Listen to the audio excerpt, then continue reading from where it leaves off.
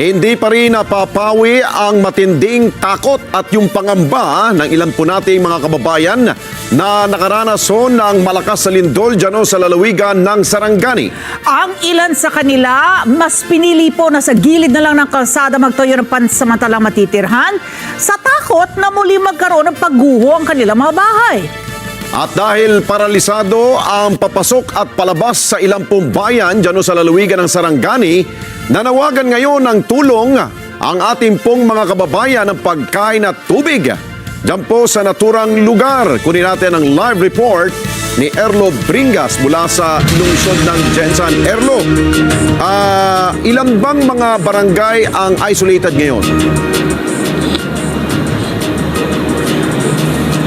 Alex, hindi na sa atin na detalye pa ni Glan Sarangani Mayor Victor James Yap dahil kanina habang kausap natin siya sa telepono ay bigla na lang nawala na naman yung linya ng komunikasyon. Pero sa huli nating pagkausap sa kanya ay umaabot sa 20,500 na pamilya ang total na apektado doon sa kanilang bayan at sa iba't ibang mga barangay. Nanawagan na rin sila ng tulong na pagkain at tubig lalo na doon sa isolated na lugar, lalo na yung bahagi ng poblasyon, yung pinakasentro nitong Glan Sarangani dahil hanggang sa ngayon ay hindi pa rin ito napapasok ng kahit anumang sasakyan.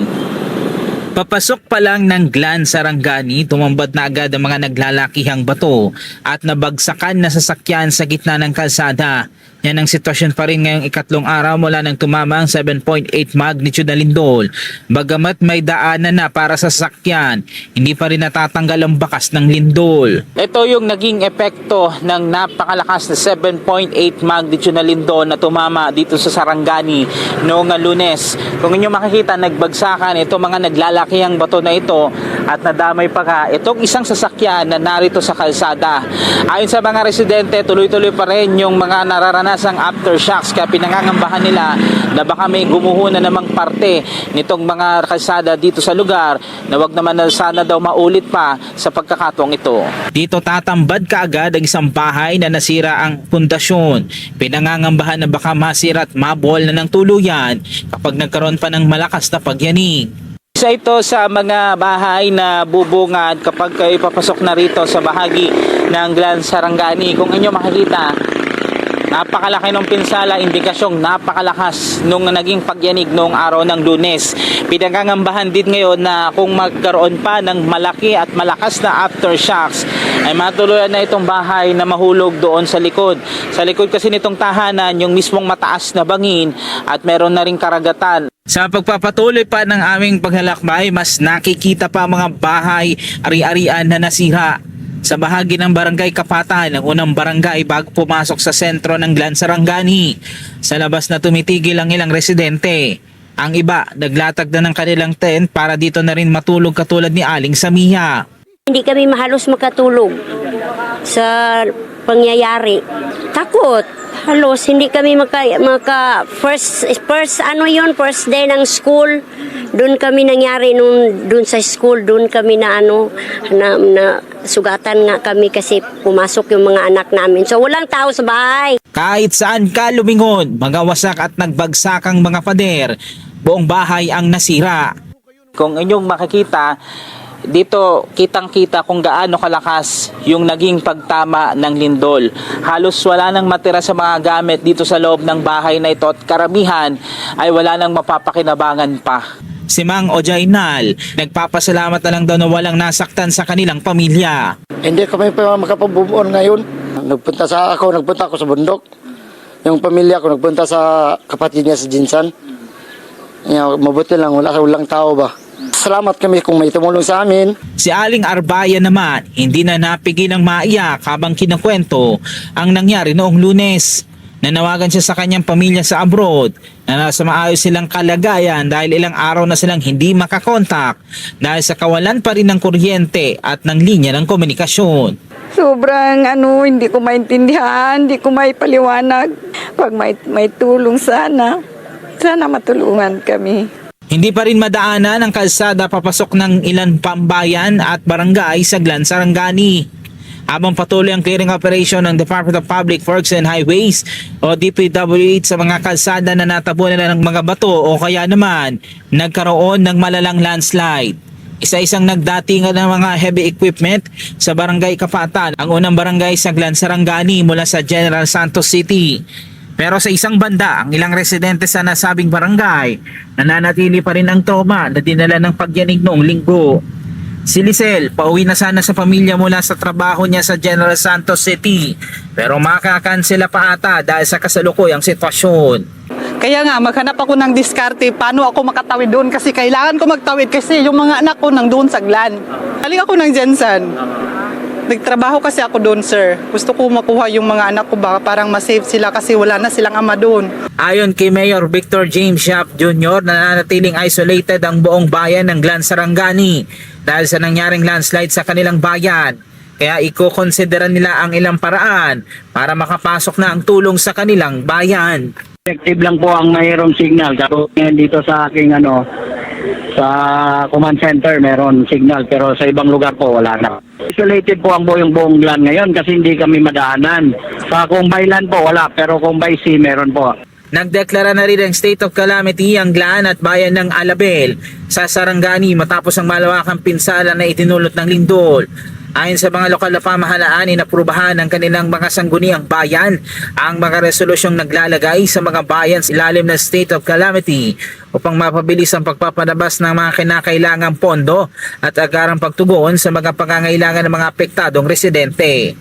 Nagsimula naman ang pamamahagi ng Assistance to Individuals in Crisis o AICS sa mga pamilyang apektado ng magnitude 7.8 na lindol sa General Santos City. Lain ng programa na makapagbigay ng agarang pinansyal na tulong sa mga residenteng nakaranas ng pagkasira ng kanilang mga tahanan at kabuhayan dahil sa kalamidad. Patuloy naman ang koordinasyon ng mga lokal na opisyal at ng Department of Social Welfare and Development o DSWD para matiyak na makakarating ang ayuda sa mga pinaka nangangailangan. Samantala, Alex, dito naman sa bahagi ng General Santos City, balik na sa ang normal na supply ng kuryente dito sa syudad. Pero pagdating dyan sa bahagi ng Sarangani ay nananatiling wala paling supply ng kuryente at tanging mga generator set lamang yung nagagamit ng mga kabahayan maging establishmento. Umasa naman ng lokal na pamahalaan na sa pamamagitan ng kanilang pakikipag-ugnayan sa national government ay agad na silang mahatiran ng tulong ora mismo dahil mas marami na doon sa mga residenteng nangangailangan ang kailangan na ng pagkain at tubig, lalo na yung may mga maliliit pa na bata sa kanilang mga pamilya. Alex. Okay, Erlo, na ano natin, no, na dinig natin ang hinaing ng ilan nating mga kababayan, lalo na yung mga nasiraan ng bahay, yung gustong makatungo sa kanilang mga tahanan dyan mismo sa isolated area. Can you give us an observation, Erlo, nung kayo'y dumating dyan? Actually, pangatlong araw nito, no? Nasaan ang DPWH? May video ka kanina na meron naguhukay. Parang tingin ko hindi gobyerno yun eh. Parang pribadong sektor yata yun. Asan ang gobyerno natin? O Alex, may baga official naman ng DPWH na nandun sa lugar kanina, no? Pero yung mismong equipment na ginamit, we're not sure lang kung yun ba equipment pa rin ng DPWH or from galing sa private sector para makatulong din sa paghukay at pag-clear ng daanan. Pero in the other parts ng Sarangani, yung papasok ng Sarangani, may mga namamataan naman tayo kanina ang mga nagki-clearing, at least mga tauhan ng DPWH. Pero yung ilan sa kanila, Alex, based on observation namin kanina, ay walang mga dalang equipment. Yung iba mano-manong nagtatanggal ng mga puno, habang yung iba manong-manong nag-aalis ng mga bara sa daanan. Kung kaya't sa tingin natin, no, sa obserbasyon natin, isa yon sa medyo nagpapatagal.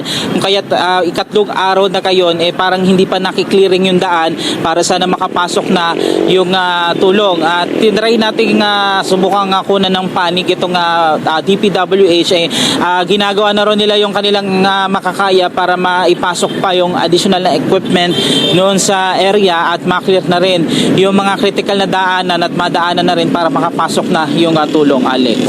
So tingin natin matatagalan pa yan at hindi tuluyan pang maklear ang lugar para makapasok na ang tulong ng gobyerno, no? So binabanggit nga ni Mayor Yap ng bayan na yan na kinukonsidera lamang nila yung land at sea transport, no? Hindi ba nila pwedeng kausapin muna ang Philippine Air Force para at least aerial support muna para mahatiran ng tulong, lalo na pagkain at tubig ang kailangan ng ating mga kababayan dyan?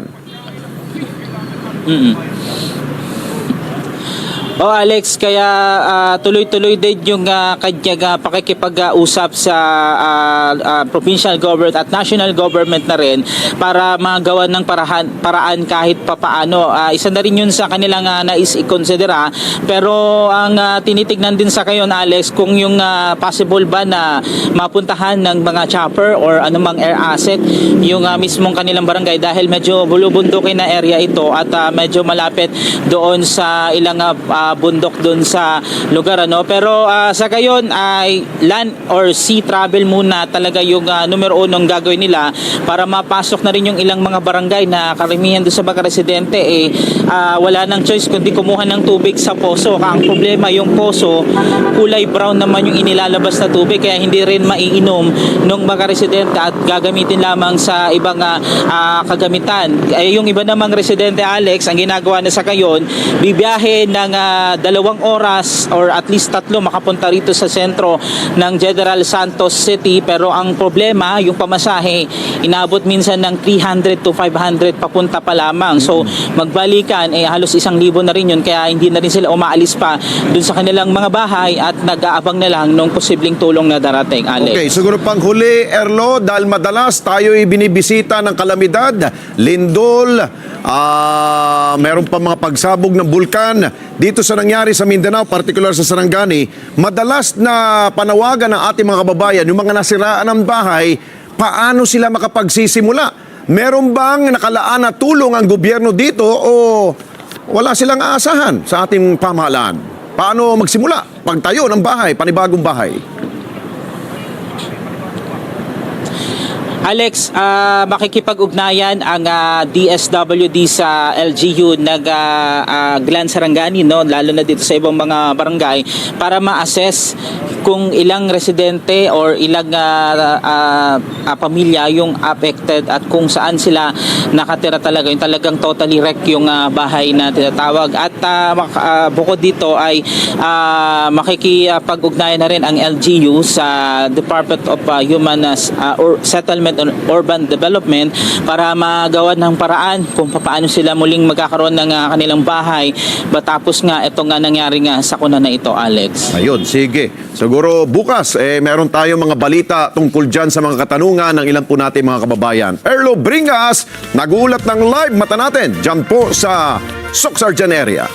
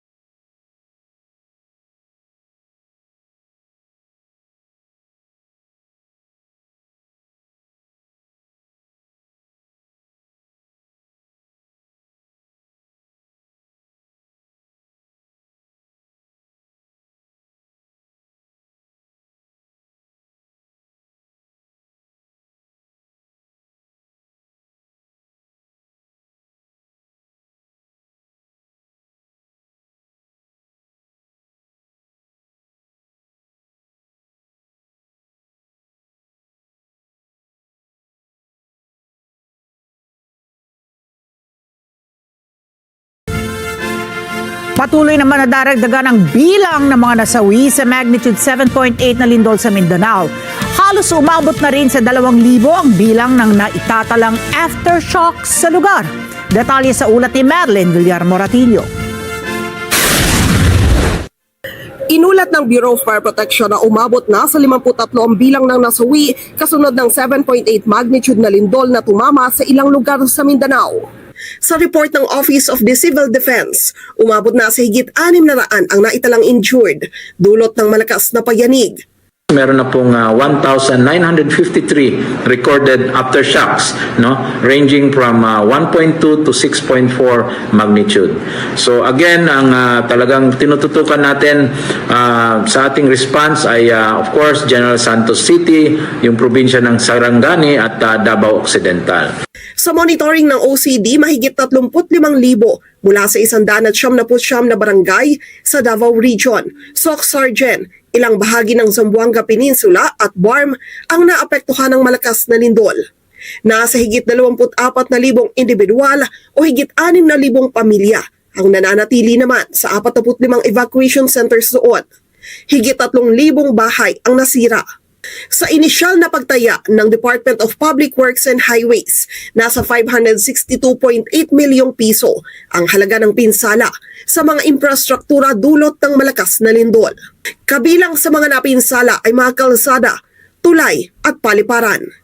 Nagpunta na rin si Pangulong Ferdinand Marcos Jr. sa General Santos City kanina.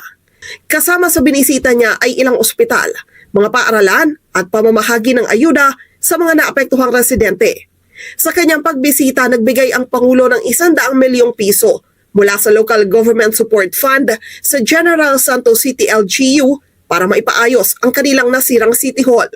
Inanunsyo rin niya na bawat pamilya na mayroong nasawing kaanak, pagkakalooban ng 50,000 piso. Para naman sa iba pang residente na naapektuhan ng lindol, nagbibigay ng ayuda ang Department of Social Welfare and Development sa ilalim ng Assistance to Individual in Crisis Situation. DBN naman ay magbibigay ng pondo mula na naman sa LGSF para sa infrastruktura sa Sarangani province at saka sa South Cot. Nasa 85% na umanong naibabalik ang supply ng kuryente roon. Meron pa kasing mga area, 2-3 area na hanggang ngayon hindi nila mapasok, hindi nila maayos ang mga distribution at pati planta. May plantang that had to, two plants had to stop operation. Pahirapan kasi anya dahil barado pa ang ilang kalsada. Communication is back. Kung pinaayos pa ngayon ay yung water supply. Medyo nabitin ang water supply. Sa pagbisita niya sa eskwelahan, sabi ng Pangulo, isasalang sa training ang mga guro para magkatuwang sa pagbibigay ng therapy sa mga estudyante na maaaring nagkatroma. Tiniyak rin ang tulong sa mga guro na nasira ang bahay. Kanina, bumisita rin si Vice President Sara Duterte sa Sarangani. Kasama sa binisita niya ay burol ng ilang nasawi sa malakas na lindol. Sa lahat ng mga kamag-anak ng namatay at pinaabot ko din yung mensahe na hindi natin alam kung kailan mangyayari ang lindol, no? Wala siyang warning, kaya ang pinaka mabisa na paghahanda panlaban na magawa natin ay yung paghahanda natin na kung ano yung dapat natin gawin kung nandyan na yung lindol para hindi tayo nagpapanik. Ilan anya sa naipahatid ng tulong ng OVP roon ay ang pagpapadala ng kanilang food trucks para sa hot meals ng mga responder at pamamahagi ng food bags sa mga naapektuhang residente.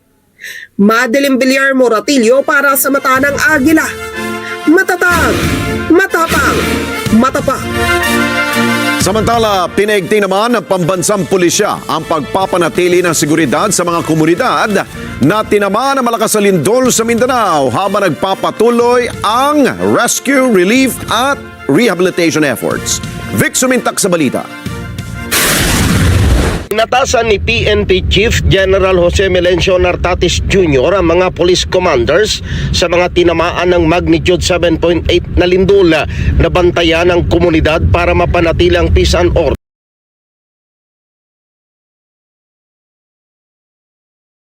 December hanggang sa mapanumbalik ang normal na sitwasyon. Sinabi ni General Nartates na aktibong makikilahok ang puwersa ng pambansang pulisya sa operasyon ng pagtugon at rehabilitasyon ng mga napinsalang lugar, partikular sa lalawigan ng Sarangani. Ayon kay General Nartates, handa ang mga kagamitan ng PNP sa disaster response para magamit katulong ang iba pang ahensya ng pamahalaan sa rehabilitasyon ng mga lugar na napinsala ng kalamidad. Inihayag ni General Nartates na tumutulong na ang mga police personnel sa ginagawang relief operations para maihatid ang kinakailangang tulong ng mga residenteng apektado ng malakas na paglindol sa Mindanao. Vic Somentak para sa Mata ng Agila, matatag, matapang, matapat. 2 araw matapos sa magnitude 7.8 na lindol sa Mindanao, nananatiling isolated sa iba pang lugar ang 16 na barangay sa bayan po yan ng Jose Abad Santos, Davao Occidental. Dahil po sa mga otoridad, pahirapan ang paghatid ng tulong at supply ng mga relief team sa ilang komunidad dahil sa matinding pinsalang dinulot ng lindol sa mga kalsada at sa mga tulay. Ilang daanan ang gumuho, natabunan ng landslide, di kaya nagkaroon ng malalim na bitak na nagdulot ng panganib sa mga sasakyan. At upang maabot itong mga komunidad na ito, naghanap ng mga bangka ang lokal na pamahalaan at humiling ng tulong sa militar at sa national government para sa paggamit ng mga helicopter. Ayon sa isang lokal na opisyal, hindi na madaraanan ng mga truck ang ilang barangay kaya kailangan ng air at sea assets para maipagpatuloy ang paghahatid ng tulong. Patuloy naman ang assessment at ang paghahanda na rin ng mga otoridad upang matiyak na makararating ang kinakailangang ayuda sa mga apektadong residente. At kaugnay niyan, personal naman binisita ni Senador Dante Marcoleta ang mga pamilyang apektado ng magnitude 7.8 na lindol dyan sa barangay Dadyanga sa South General Santos City.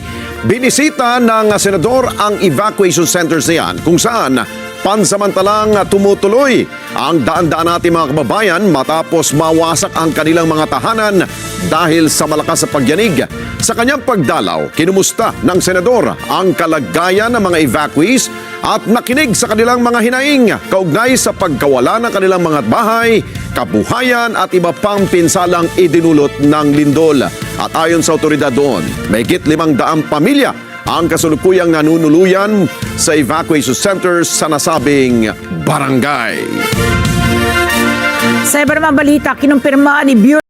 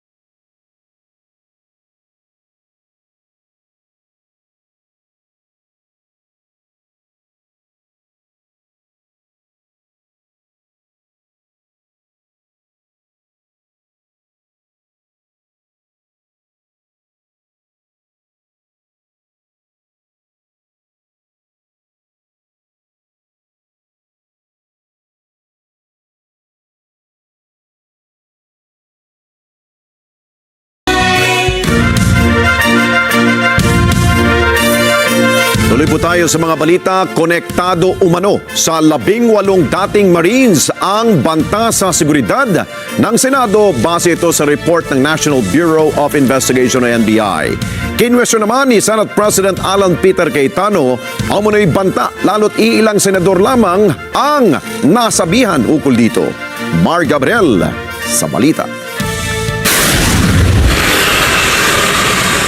Mahigpit na security protocol ang ipinatutupad sa gusali ng Senado sa harap ng umano'y banta sa seguridad. Dahil sa umiiral na work from home arrangement, sarado ang halos lahat ng tanggapan at piling empleyado lang ang pinapapasok. Maging ang mga senador, hinikayat na wag na munang magtungo sa Senado kung wala silang official business. Hindi raw ito lockdown, pero bahagi ng ipinatutupad na heightened security measure. Well, itong intelligence ay we're taking it seriously dahil direct threat yan to the Senate. So, sabi ko nga, out of abundance of caution, we need to adjust our security protocols accordingly, no? Dahil priority ko mga empleyado priority ko yung mga nagtatrabaho sa loob ng building at of course the Senate as an institution. Patuloy naman daw ang koordinasyon ng Senate Sergeant at Arms sa iba pang intelligence agency gaya ng NICA, ISAF at Intelligence Unit ng PNP para beripikahin ang banta. To address this, heighten yung ating security, yung ating mga ingress saka egress, will increase yung security, no? So far yun naman ang gagawin natin. Ayon kay Senate President Pro Tempore Senator Win Gatchalian, ipinaabot ni NBI Director Melvin Matibag ang impormasyon sa mga senador sa kasagsagan ng consultative meeting ng Blue Ribbon Committee noong Lunes. Sabi raw ni Matibag, may armadong grupo na maaaring pumasok at manggulo sa Senado. Base raw sa inisyal na impormasyon, maaaring konektado ito sa 18 dating Marines. May mga personalities na na-mention ang NBI. But hindi ko muna sasabihin, no, because we're investigating and validating.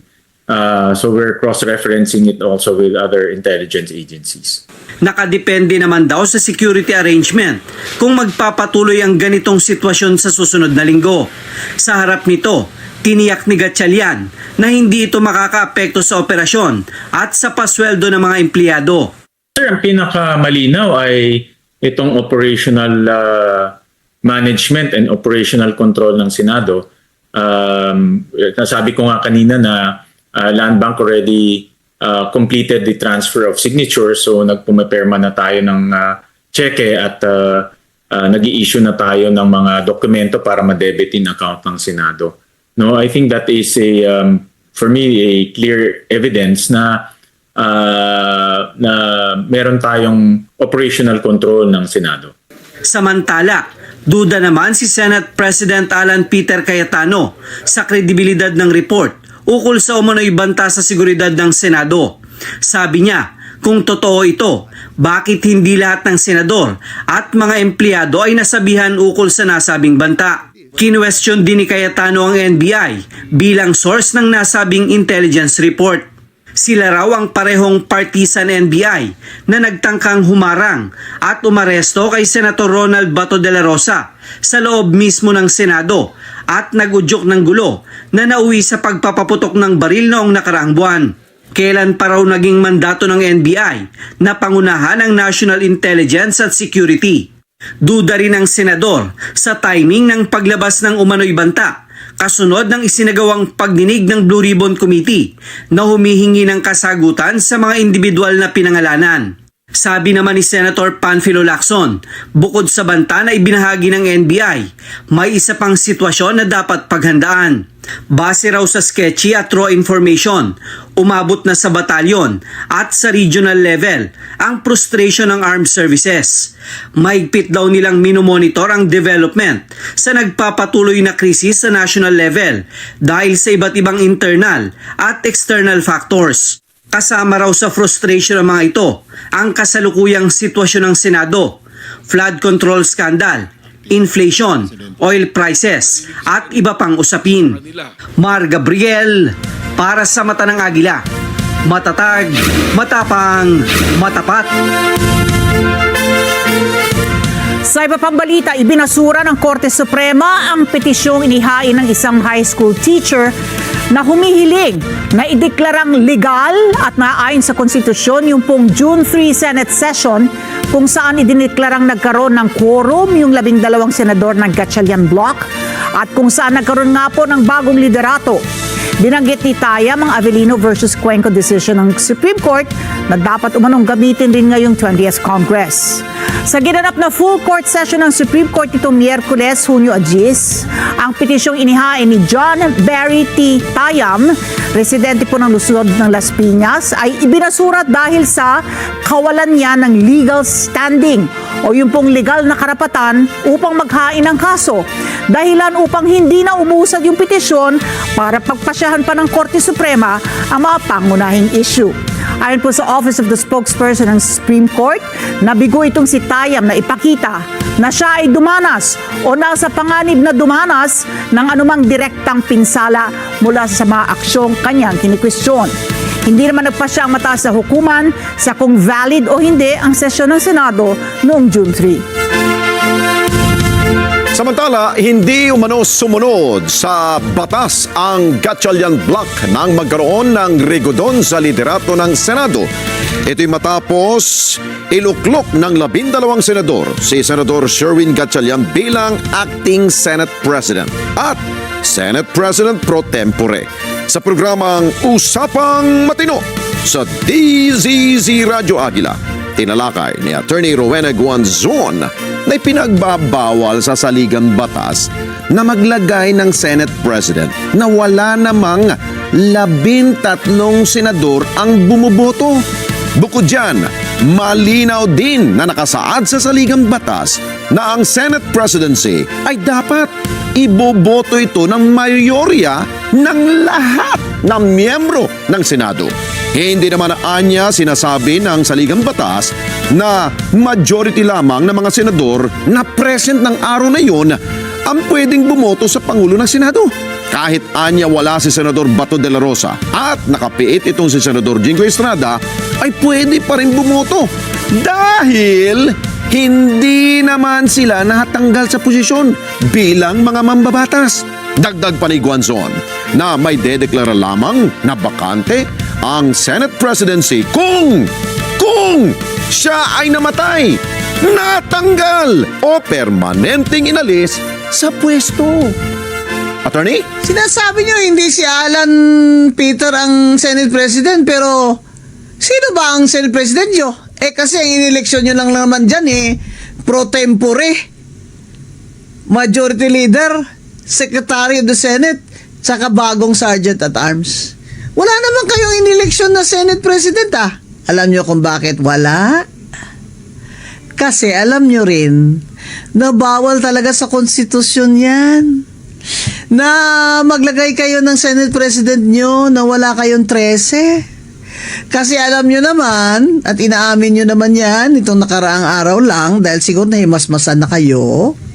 Siguro nakapag-seminar na itong si Senator Gatchalian, si Ping Lacson at si Tulfo at si Risa Ontiveros na nakalagay talaga sa konstitusyon na ang Senate President shall be elected by a majority of all. Samantala, naglabas ng notice si Senate President pro tempore, Senator Win Gatchalian, para sa pre-trial conference sa impeachment case o impeachment trial ni Vice President Sara Duterte. Base sa abiso, isasagawa ito sa June 18, 2026. Araw po yan ng Huwebes, ganap na alas 9 ng umaga sa Senator CM Rector Room sa second floor ng Senate Building. Kasama sa agenda ang stipulation of facts, marking of evidence, identification of witnesses, at ang pagtatakda ng petsa ng paglilitis. Inatasan din ang prosecution at defense teams na magsumite ng kanilang pre-trial briefs sa clerk of the impeachment court hanggang sa June 15, 2026. Na-meet ko na rin yung ginawang pre-trial, ginawang impeachment internal team para to make sure that preparations are in order. Yes, I'm preparing myself as we go along. So Ang importante naman dito ay yung calendar ay may sunod. I believe na published yesterday sa newspapers.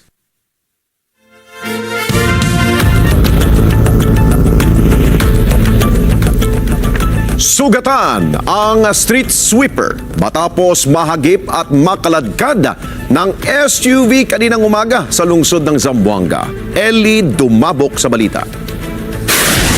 Halos himatayin si Aling Nene nang makita ang asawa nitong si Ariel Santos, isang senior citizen na duguan at namalipit pa sa sakit sa kanyang katawan matapos makaladkad ng isang SUV dito sa MCLL Highway, Barangay Giwan, Zamboanga City. Kwento ng isang nakasaksi na tumanggi ng ibigay ang pangalan sa ere. Nagulat siya nang biglang umakyat sa sidewalk ang sinusundan nitong itim na SUV. Nahagip ang naka-standby na tricycle na may kargang balde ng basura. Ang lalaking ito na nakakita sa gumugulong sa matanda dahil sa aksidente, sinikap na malapatan muna ng paunang lunas ang biktima bago lumisan. Binangga siya. Na ano doon? Nasagi doon sa ano? Kumilapon doon yung matanda. Oh. Tapos yung sasakyan, yung bike niya, padala na doon. Ah, yun na yung sa kanya may payong. Yung bike, may payong. Aminado ang driver ng SUV na si Rasid Juni na nahagip niya ang tricycle at ang matanda habang nagwawalis.